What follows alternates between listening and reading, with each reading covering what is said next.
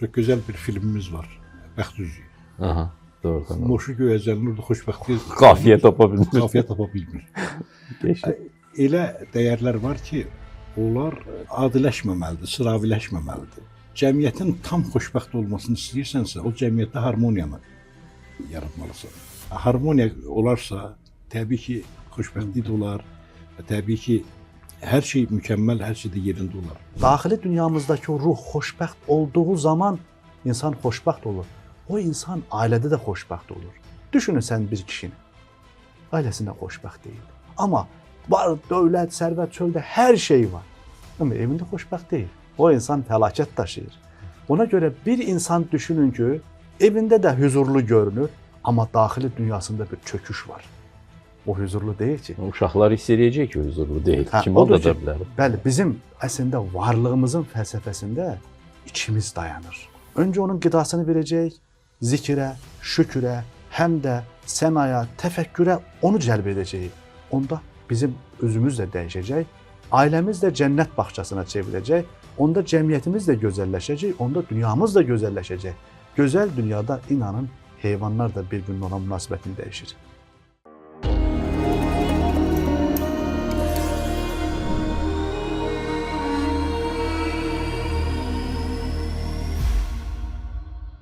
Salam əziz Amin izləyiciləri. Bugün xoşbəxtlik haqqında danışacağıq. Həm dünyəvi anlamda, həm dini anlamda bu hansı məzmun, hansı suallar ətrafında müzakirələrlə anlaşılır, onu qonaqlarımızla müzakirə etməyə çalışacağıq. Qonaqlarımız isə Azər Turandır, Ədəbiyyat qəzetinin baş redaktoru, tanınmış tənqidçi, yazar, filologiya üzrə fəlsəfə doktoru. Xoş gəlmisiniz bu arada. Və verilişimizin daimi sevimli eksperti, ilahiyyatçı Ağa Hacıbəyli. Xoş gəlmisiniz. Təşəkkür edirəm. Azər müəllim ilk dəfədir deyə biz də verilişdə birinci söz ondan başlayaq. Azər müəllim, xoşbəxtlik anlayışı haqqında sizin təsəvvürləriniz gənclikdən bu yana necə dəyişib? Və bu təsəvvürlərin formalaşmasında kimlərin rolu olub? Ya oxuduqlarınızın, ya tanıdıqlarınızın, ya tədqiq etdiklərinizin, bu fikirlərinizin dialektikasıyla biraz bölüşsəz şad olarıq. Xoşbəxtlik əslində mənə elə gəlir ki, bir nisbi anlayışdır. Yəni hər dövrün, hər cəmiyyətin, hər fərdin öz xoşbəxtlik raqlı və hər bir yazıcının. Mənim çox əziz bir dostum var idi, çox gənc dünyasında işləyir. Onun xoşbəxtlik haqqında Kuşner istinad ilə yazdığı çox gözəl bir şeir var idi. Deyir, xoşbəxtliyi itirməmək üçün xoşbəxtlər dönürlər qorxağa.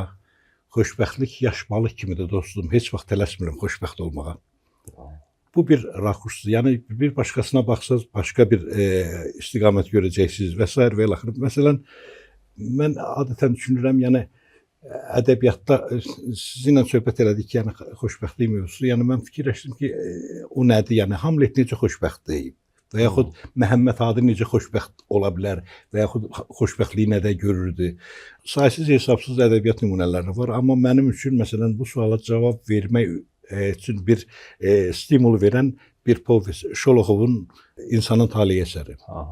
O Sokolov xoşbəxtliyi nədə görürdü, nədə yaşadı və yaxud o Vaniçka xoşbəxtliyi nədə yaşadı? Balaca uşaq. O balaca uşaq. Yəni o tamam fərqli bir şeydir. Yəni bu əsər, yəni bir Şoloxovun yazdığı bu əsər elə xoşbəxtlik nədir sualına geniş mənada və bir dünyalı cavab verən bir əsərdir. Tutaq ki, Hüseyn Cavidin qəhrəmanları üçün xoşbəxtlik nə idi, Şekspirin qəhrəmanları üçün xoşbəxtlik nədir?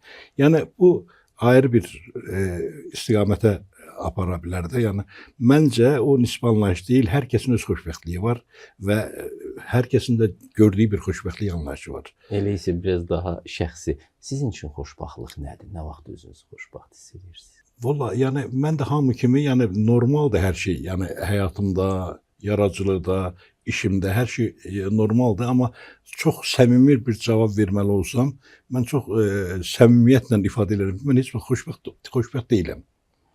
Yəni hər şey yerindədir.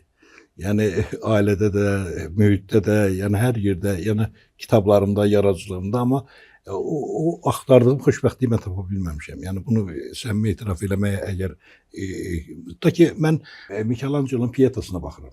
Mən yaradıcılıq nümunəsindən, böyük bir sənət əsərindən zövq alıb xoşbəxt ola bilirəm. Amma Pietanın o faciədən necə xoşbəxt olmaq olar? Yəni gözəl bir zövq alırsan, sevinirsən ki, belə bir əsər var.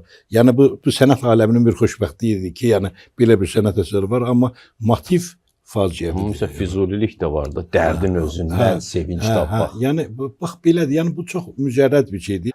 Ağa müəllim, dinimizdə bu məsələ necə açılır? Məsələn, bir müsəlmanın xoşbəxtliyi varmı? Varsa o nə ilə bağlıdır? İndi bəzilərində elə təsəvvür var ki, həyat dərd üçün verilib, kədər üçün verilib. İslam buna necə baxır? Mən də fürsətdən istifadə edib dəyərli izləyicilərimizi Allahın gözəl salamı ilə salamlamaq istərdim. Azər müəllim yaxşı bir müqəddimə elədi. Təşəkkür edirəm. İnsanlara ruhu səviyyəsinə görə xoşbəxtlik anlayışı dəyişir. İnsan var, məsələn, onun üçün maddi zənginlik, sərvət, kürsü, gözəl geyim, əyləncə onu andan ana olsa da xoşbəxt eləyir.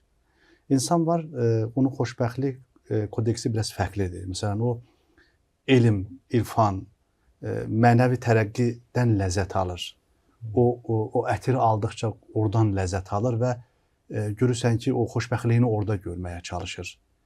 Amma əslində İslam dini həm yaşadığımız dünyanı, həm də o intellektual səviyyəli adamı bir araya gətirir və həm hikmətdən, o hikmətin vadilərinə enən bir insanın, həm də yaşadığı bu dünyadan ləzzət alaraq onu birləşdirib o müvazinəti, tarazlığı qurduğu zaman bəli, insan orada hiss elədiyi bir şeylər ortaya çıxır. Bir şey söyleyeyim sizə, əslində biz o zaman xoşbəxt ola bilirik ki, qədərimizlə barışaq, taleyimizlə barışaq. İnsan Allahla barışası olduğu anda, bəli, mənim qədərimi təqdir edən bir yaradan var. Bu yer kürəsi kainatda asılmış bir beşiğin üzərindəyik. Yəni, hər halım onun təqdir etdiyi qaydalara, qanunlara aiddir. Və insan öz yaradılış bağını Allahın qüdrət əlinə təqdim etdiyi andan o huzuru hiss eləyir. Allah qorusun, o bağı qopardığı və başqa varlıqların əlinə təqdim etdiyi zaman qulluq ipini itirir. Və onda insan axtarışa başlayır. Sağa gedir, sola gedir, sərab içərisində, illüziyalar içərisində, bir də görür ömrünün sonunda artıq həyat sonlanır. Odur ki, biz məsələn bu söhbətimizin içərisində çox huzurlu bir söhbət aparırıqsa və bu huzurlu söhbəti məsələn dinləyən izləyicilərimiz varsa, onların ayıldığı, oyandığı bir yer ola bilər. Bir kəlmədən, bir cümlədən insan tövbə eləyə bilər. Həmin tövbə edən insan üçün xoşbəxtlik anı başladı. Və yaxud bir insan şükür etməyi bacarır. Elhamdülillah deyir. Şükür etməyi bacaran bir insan əslində o da onu orada sezir. O mülahizələr içərisində dadır onu, ləzzəti dadır. Ancaq ifadə elədiyimiz kimi, Bəyək müəllim də söylədi ki, bu mücərrədliyi çoxdur bunun. Quran-ı Kərimdə bir ayədə Rəbbimiz deyir ki, لَقَدْ خَلَقْنَا الْاِنْسَانَ فِي كَبَدٍ. Bir insanı çətinliyin içərisində yaratdıq. Bu dünya möhnətlər yurdudur, çətinliklər yurdudur. İnsan müsibətlərlə qarışır, bəlalarla qarışır, hadisələrlə üzləşir və böyük bir ümid işığı insan içində yandırmalıdır ki, bəli, mənim əlimdən tuta biləcək bir qüdrət əli var. Mən sarsılmamalıyam. Və insanın içindəki o ümid işığı nə qədər qüvvətli, dağlar qədər böyük olduğu zaman məsafələri aşıb keçə bilir. Odur ki, əsl səadət yurdu cənnət yurdudur. Bir dinin təyin etdiyi. Çünki bu dünya bir yönü ilə imtihan meydanıdır. Amma burada da deyir, daddıracam onlara, salihlərə. Əlbəttə ki. Yəni, xoşbəxtliyi burada da yaxalamaq olar. Yəni, xoşbəxtlik ruhunu insan bayaq ifadə elədiyimiz kimi qulluqda yaşaya bilir. Və yaxud da bir insan göz yaşında onu yaşaya bilər, bir sevincində, Allaha dönüş anında, o həqiqətlə qarşı-qarşıya gəldiyi an olan insanın. Ola bilsin bu 60 olsun, 70 olsun və 40 olsun. İnsanın o anda bir devrimi başlayır, daxili dünyasında bir təlatüm başlayır. Aman Allahım deyir, mən indiyənə qədər qafil yaşadım, cahil yaşadım, nadan yaşadım. Necə mən görməmişəm bu qədər varlığın aynalarına baxmışam da kör-körana yaşamışam. Və o anda insanın səadətinin hissi başlayır. İnsan duyur o könlünün yamaçlarında, qəlbinin o taxtına yazılır, o könül lövhəsinə yazılan həqiqətlərlə insan baş-başa qaldığı zaman duyur onu, hiss eləyir. Bax bu da insana əslində əbədi həyatın varlığını insan qəbul etdiyi zaman xoşbəxtlik açarı, o sirli açar ona verilmiş olur. Azər müəllim, Ağa müəllim danışdı, vurğuladı bir nöqtədə ki, bu həm də Allahın insan üçün verdiyi həyatı qəbullanmaqla bağlıdır, şükranlıqla bağlıdır ki, şükranlıq ümumiyyətlə xoşbəxtlığa çox rəvac verir. Amma ədəbiyyatda, bizim ictimai diskursda bu cür görməyənlər də çoxdur. Şükranlıq düşünürlər ki, adamı passivləşdirir və ona görə indi daha çox şey istər, nəsə bir karyera istər, nəsə bir qəhrəmanlıq istər. Xatırlayın, mənim yadıma düşür, Don Kixot var idi, məsələn, o öz otağında xoşbəxt ola bilmədi, çıxdı dünyaya ki, mən bir qəhrəmanlıq eləməliyəm. Və bu anlayışlar biraz da antik dövrə gedir, çatır. Axilles heç nədən bir özgəsinin müharibəsinə gəlir, qoşulur ki, mən nəsə burada eləyim ki, xoşbəxt olum, adımı əbədiyyətə yazım. Əbədiyyətdə görənlər var, nə bilim, indi də daha çox istehlakda görürlər xoşbəxtlığı. Nə düşünürsünüz? Çok güzel bir filmimiz var. Bəxt üzüyü. Aha, doğrudan. Moşu göyəcənin orada xoşbəxtlik Qafiyə tapa bilmir. Qafiyə tapa bilmir. Bilirsiniz, elə dəyərlər var ki, onlar adiləşməməlidir, sıraviləşməməlidir. Cəmiyyətin tam xoşbəxt olmasını istəyirsənsə, o cəmiyyətdə harmoniyanı yaratmalısan. Harmoniyası dağılmış cəmiyyət, harmoniyası dağılmış fərd, harmoniyası dağılmış kitab, nə o kitab olur, nə fərd olur, nə ki, Məhvərindən çıxmış dünya. Bax, bizim dünyanın ümumiyyətlə bugün harmoniya ehtiyacı var. Harmoniya olarsa, təbii ki, xoşbəxtlik də olar, təbii ki, hər şey mükəmməl, hər şey də yerində olar, belə. Ümumiyyətlə, ədəbiyyatda bu çox çəkilib də, siz danışdıqca. Qəhrəman əgər ətraf aləmdə həqiqətin, ədalətin, gözəlliyin, harmoniyasını hiss eləmirsə, onun həyatında da başlayır ziddiyyətlər, o hardasa özündən buraxır dünyanı, özündə həll eləməyə çalışır o ziddiyyəti ki, bir səadət ideyasına gəlsin. Baudelaire gözəl qadın haqqında şeiri vardı. Yəni, xatırlayın. O leş, şeir leş adlanır. Gözəl qadın haqqında yazır. Amma leş adlandırır şeiri. Yəni ki, sən ölmüsən, sən qəbirdəsən və o gözəllik artıq üfunət saçır. Bəzi bir qism adamlar, tutaq ki, elmdə olan bir qism adamlar, o populist şeylərin ardınca gedirlər. Tutaq ki, getdilər filan, tutaq ki, Orta Asiyanın filan institutunda bir fəxri doktor oldular, gəldilər, bunun sevincini yaşadılar. Amma bu sevinç deyil axı. Bilirsiniz, sertifikat aldılar hardansa. Bir misal demək istəyirəm. Fransanın prezidenti Sorbonne Universitetinin qarşısından keçəndə görür ki, orada bir Türk bayrağı dalğalanır. O Sorbonne Universitetinə daxil olur prezident. Rektor Carleil'dən soruşur ki, nədir? Türklər Parisi işğal elədi təkrar. Deyir, yox, Türklər Parisi işğal eləməyib. Türk alimi Fuad Köprülü mühazirə oxumağa gəlib. Və onun da şərti bu olub ki, Sorbonne Universitetində Türk bayrağı dalğalansın, mən orada mühazirə oxudum dövrdə. Bax, bu xoşbəxtliklə, o xoşbəxtliyin arasında gör nə qədər fərq var. Bu mütəfəkkir baxışla, o adi baxışın arasında nə qədər fərq var. Amma bizim bu cəmiyyətimiz daha çox adi baxışlara gedir. Çox yaxşı olardı ki, bizim alimlərimiz gedib Avropanın böyük universitetlərinin fəxri doktorları olsunlar. Millət sevinəndə, özünün böyük olduğunu görəndə böyüyür millət. Millətin içində o şeyə ehtiyacı var. Yəni mən bu göstərişçilik istəyir, qərbdən olsun, özə bəsit göstərişçilikdə bu çox ayıb bir şeydir. Yəni insanlar özlərini fəda ediblər də vaxtı ilə. Yəni tutaq ki, bir Əli bəy Hüseynzadə doğulub, yəni bir millətin bir ideolojisini yaradıb. Bir alim bir millətin ideolojisini yaradır. Bir millətin altyapısını hazırlayır ki, bir millətin bayrağını hazırlayır. O bayraq dalğalananda bütün millət sevinir də. Düzdür, bayrağımız dalğalananda bütün millət sevinir. Amma biz axıb onun sevincini yaşadığımız ünvanı biz axı tanıyaq, axı bilək. Ki, yəni bunların elmi bizə bu sevinci yaşatdı. Müstəqillik sevinci yaşatdı, bayraq sevinci yaşatdı. Demək, Əli bəy Hüseynzadə xoşbəxtlığı bunda görürdü, xalq üçün xidmətdə görürdü. Adı Vətən üçün xidmətdə görür. şeyin Mehmet Akif'in bir Bu da sözü bir var, deyir ki, maraqlı aspekt. Mehmet Akif'in bir sözü var, deyir ki, bir xilas imkanı var, əxlaqımız yüksəlməli.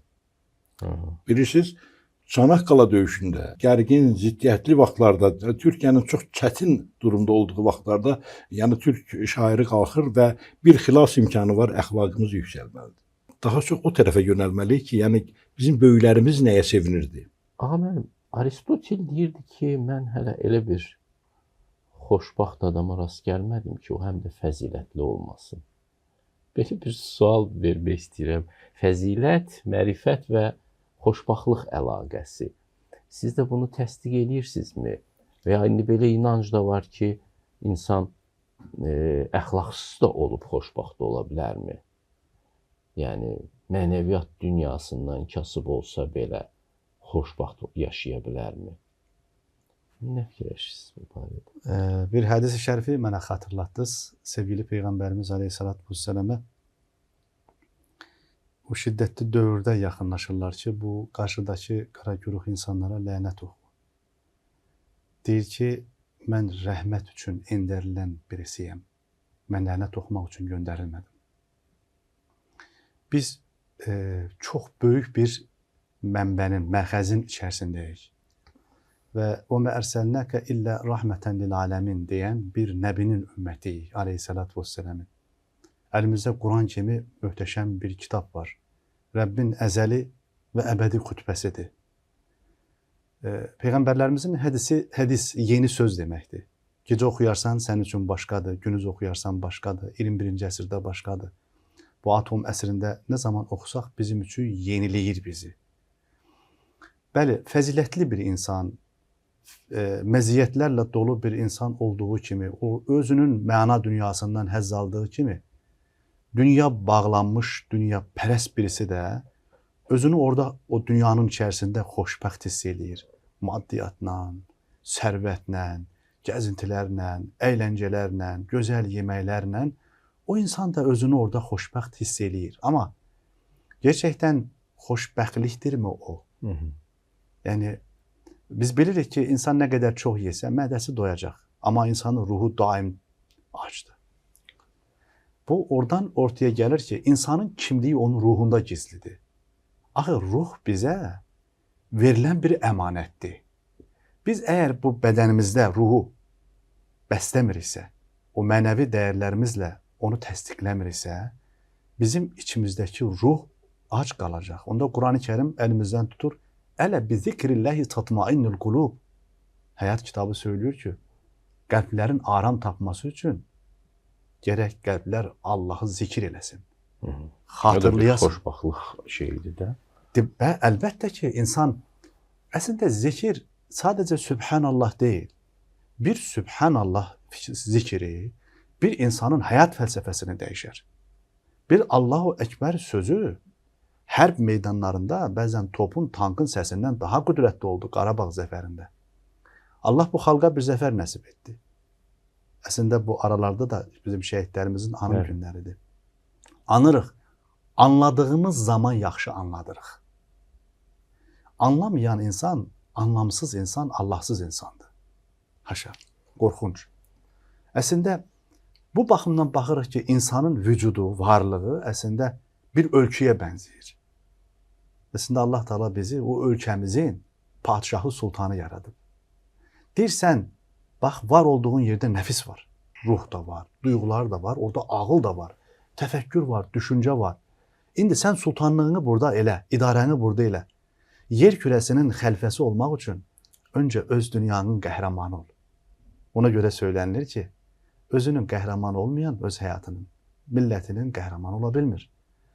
Öz dünyasının yazarı ola bilməyən xalqının da yazarı ola bilmir. Bu baxımdan, bəli, mərifət əslində bir mənaya insanı götürür və insanın bu həyat yolunda ən böyük fəziləti Allahın həqiqətlərini insanlara anlatmasıdır. Bütün peyğəmbərlərin həyat fəlsəfəsi bundan ibarətdir. Həqiqətləri insanlara anlatmaq. Və insanın şuuru nə qədər dərinləşirsə, qulluq təfəkkürü o qədər də gözəlləşir. Onda həyat bəsit olmur.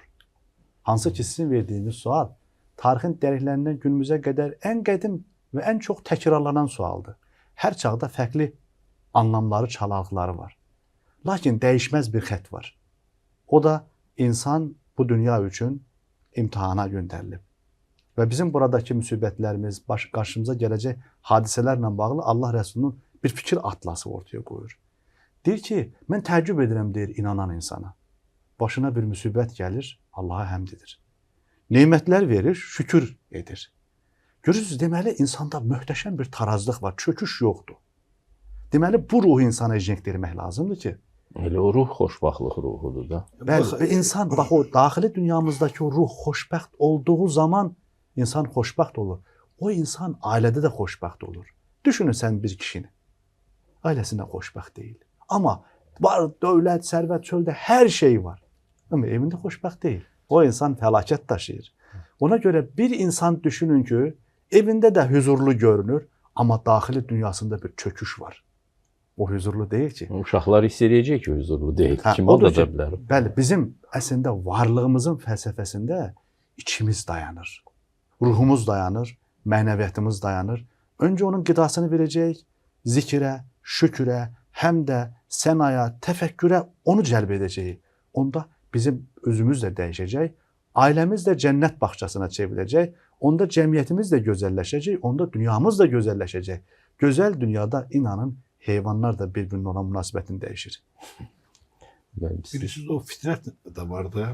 Yəni bu insan yaranıbsa, bu Adəmin nəsildə. Əgər biz axı materialist deyilik də, məsələn, tutaq ki biz başlanğıcın mən şəxsən Adəmlə başladığına inanıram da. Yəni Adəm ən xoşbəxtliyin məkanından, mərkəzindən qovulub. Amma daha xoşbəxt olmaq istəyirdi. O meyvədən də yemək istəyir. O meyvədən yemək istəyirdi, onun hesabında da qovuldu. Yəni həqiqi xoşbəxtliyini dəyərləndirmə. Ya qovuldu və yaxşı rakurs. Biz hamımız Adəmin övladlarıyıq. Bizim hər birimizin, yəni sizin də, mənim də, bu verişə baxanlar varsa onların da, bütün cəmiyyətin içində həmişə bir nostalji olub keçmişə. Yəni keçmiş daha gözəldir. Bilirsiniz, əvvəllər belə deyildi, nə bilim, əvvəllər filan cür idi. Yəni belə şeylər. Amma bəlli zamandan sonra gələcəyin danışıqlarda biz eşidirik də bunu. Yəni ki, əvvəllər cavanlar belə idi, böyüklər belə idi, filan ağsaqqallar belə idi. O insanın nostalji hissi o Adəmlə bağlıdır. Adəm cənnətdən qovulub axı. Ora qayıtmaq hissidir. O nostalji, o Mevlana'nın bir sözü var, deyir, ne deyir, nalə çəkir. Deyir, oradan deyir, qovulduğum gündən, yəni qamışlıqdan kəsiblər, bunu ne düzəldiblər? Deyir, oradan qovulduğum gündən oranın həsrətini çəkirəm, o qamışlığın həsrətini çəkirəm. Bu həmin Adəmin həsrəti. Kökünə. Yəni o xoşbəxtlik hissi təməldə durur. O bizi məcbur edir, motivasiya edir ki, bir şey eləyək. Yəni bu insanın fitrətindədir. Yəni bunu dəyişmək, bunu düzəltmək, bilirsiniz, onu düzəltmək üçün Allah Taala peyğəmbərlər göndərir də. Pozulmuş harmoniyanı. Peyğəmbərlər göndərir. Harmoniyanı qorumaq üçün peyğəmbərlərin, yəni Həzrət Peyğəmbərimizin təlimi vacib idi, lazım idi. Yəni o bəşəriyyəti min neçə ildir o qoruyur. Həmin yəni bizim İslam dünyamızı, yəni İslam aləmini. Amma bir başqa məsələ də var. İnsanı xoşbəxt olmağa qoymayan səbəblər də var. O səbəblər haqqında düşünmək lazımdır. Məsələn, bayaq mən Əli bəy Hüseynzadədən danışdım. Kimsə tutaq ki Şah Abbas haqqında bir kitab yazır, kimsə Şah Abbas haqqında nəsə eləyir, amma onun Şah Abbasla bağlı çox maraqlı bir frazası var. Deyir, Şah Abbas deyir, gedirdi adamları ilə də, yəni bir yerdə bir dəstə gedirdilər, deyir, atla, atın belində. Bir dəstə deyir, qabaqda sürətlə gedirdi. Bir dəstə də geri qalmışdı. Deyir, yanındakına dedi ki, onlar bizi bəyənmir, bizdən qabaqda gedirlər. Deyir, dedi ki, ya qibli aləm, onların deyir, bizdən qabaqda getməsi, onların bizi bəyənməməsi ilə bağlı deyil.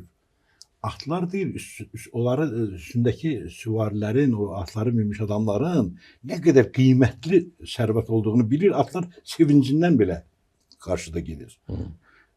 Deyir, bəs arxadakılar da, bəs onlar niyə bizə qoşulmur? Deyir, atlar hiss edir ki, onların üstündəki cəvahirət o qədər ağırdır ki, atlar deyir, hərəkət etmək çətinlik çəkir. Əli bəy Hüseynzadə bilirsiniz nə deyir? Deyir, Şah Abbas dövr-ü ülamasının hüsn-i əxlaqına baxın. heç biri qeybət qırmadı. Hə, yaxşı yozdular. Bilirsiniz, Pisliyə yozmadılar. qeybət qırmadılar. Qabaqdakının qeybət, arxadakıların da qeybətini. Yəni bu bax harmoniya budur. Harmoniyadır. Bizim cəmiyyətdə, bax gündəlik yaşadığımız cəmiyyətdə o Allahın qadağan elədiyi, pis dediyi qeybət kifayət qədər. Sosial şəbəkə ümumiyyətlə o şeylə dolu daşır. Elədir?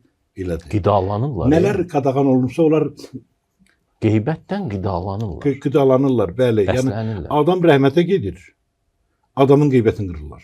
Deyir kimin günahı yoxdursa Birinci daşı o aşır. atsın. Şeydə Həzrət İsa ilə bağlıdır. Yəni Yəni birinci qeybət daşı- onda dayanmalıdır ki, sən Ha. baxırsan ki, sən öz həyatını skan eləyib baxmısanmı? Ölülər əsərdə həmin Ölümün şeydə, o- nöqteyi nəzərindən sənin heç günahın Mirzə olmayıb. Cəlilin Ölülər əsərində Rahat də rahat qeybət edir. dirildək də bu ölüləri, amma dirilib görəcəklər ki, sən öləndən sonra sən filan kəs sənin arvadı alıb, filan kəs evə sahib çıxıb filan. Məsuliyyətsizcə heç kəs- danışırlar ona görə. Heç kəs o ölülərin dirilməyini istəmir artıq. Bəli, bəli. Yəni mənə elə gəlir ki, bu məsələlərdə biraz Əxlaq xoşbaxtlığa gətirən bir qapıdır. bilirsiniz, üzr istəyirəm, söz çəkdi mən deyəcəm.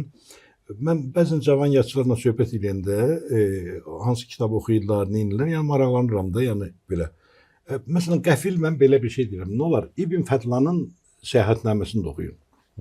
İbn Fədlanın səyahətnaməsini oxuyun demək nə deməkdir? Mən nəyə görə bunu deyirəm? Mən İbn Fədlanın səyahətnaməsini oxuyanda özüm doğrudan sarsılmışam. Nə üçün sarsılmışam? İbn Fədlan ərəbdir. Gəlir İslam dini yaranıb, gəlirlər səyahətlərə. Yəni bizim Azərbaycan coğrafiyasında da filan da. Yəni xəlifə göndərir, gedir orada nədir vəziyyət? İnsanlara öyrənin ki. Bu burada bir kitab yazır. Bu burada bilirsiniz nə görür? Yəni İslam düşüncəsinə görə günah olan şeylər həyat tərzində var. Nə əcaibdir toplumda bunlar ki, bunlar bu şey. Məsələn ta ki hovuzda çimmək zad məsələləri şeydə göldə çimmək məsələsi. Yəni amma bilirsiniz nə üçün mən deyirəm onu oxuyaq? Bir insan sadəcə yəni bir insan deyil də. Yəni biz 5000 il yaşı olan bir varlığıq. Bizdən gör nə qədər sivilizasiyalar keçib. İnsan sivilizasiyaların toplusudur. İnsanın tutaq ki predmetlərə münasibəti, xoşbəxtliyə münasibəti, nə bilim ədəbiyyata münasibəti, sözə münasibəti bu tək bir fərdin münasibəti deyil, bir sivilizasiyanın, bir neçə sivilizasiyanın münasibətidir. Hər bir insanda da o sivilizasiyanın elementləri yaşayır. Ən azı dildə yaşayır. Dildə yaşayır, düşüncədə yaşayır, düşüncədə də bəzən yaşayır. O da düşüncəyə sirayət edir. Yəni tutaq ki mənim yadıma gəlir, biz uşaq olanda məsələn Allah baba deyirdik. Uşaq idi, Allah baba deyirdi. Amma indi bilirik ki, o cür müraciət etmək günahdır da. O şirk, yaxşı müraciət deyil. Amma o bizim o ilkinliyimizdən, o başqa sivilizasiyadan, oradan gəlirdi. O Şumerdən gəlirdi. Çünki onlarda papay var idi. Yəni Allah bir insan, bir fərd deyil, bir insan bir neçə sivilizasiyanın toplusudur, məzmusudur. Ona o şəkildə də yanaşmaq lazımdır. Kramer'in bir sözü var, deyir, yaxşı ki, bugünkü ədəbi tənqidçilər Şumer mətnlərini indiki dövrün əxlaq kodekslərindən oxumurlar. İndiki dövrün əxlaq kodekslərini oxusalar, bu çox tərbiyəsiz bir mətn alınacaq. Heç politkorrekt olmayacaq. Amma bu başqa bir sivilizasiyanın məhsuludur. Yəni o sızıntılar, o Çalışırlar elə oxumağa. Qədim kitabları da elə bugünün politkorrektlik olur. təməlləri ilə oxuyurlar. Deyirəm siz birazdan yasaqlayacaqsınız bütün dünya ədəbiyyatının yarıdan çoxsunu ki, bunlar müasir deyil və ya liberal dəyərlərə uyğun deyil və s. Amma o zaman insanlar başqa dünya yaşayıblar. Təəssüf ki, vaxtımız sona çatdı və bu söhbəti istəməsəm də kəsmək zorundayam. Hər ikinizə təşəkkür edirəm. Mövzu müzakirəsi üçün və sonda bir müsəlman üçün xoşbaxtlığın adı yəqin ki Allahdır. Allahı dərk etmək, Allaha doğru yol almaq, ona qulluq etmək, onun yer üzündə balaca bir köməkçisi olmaq ona çox böyük bir xoşbaxtlıq duyğusu verir. Hamınıza xoşbaxtlıq arzulayırıq.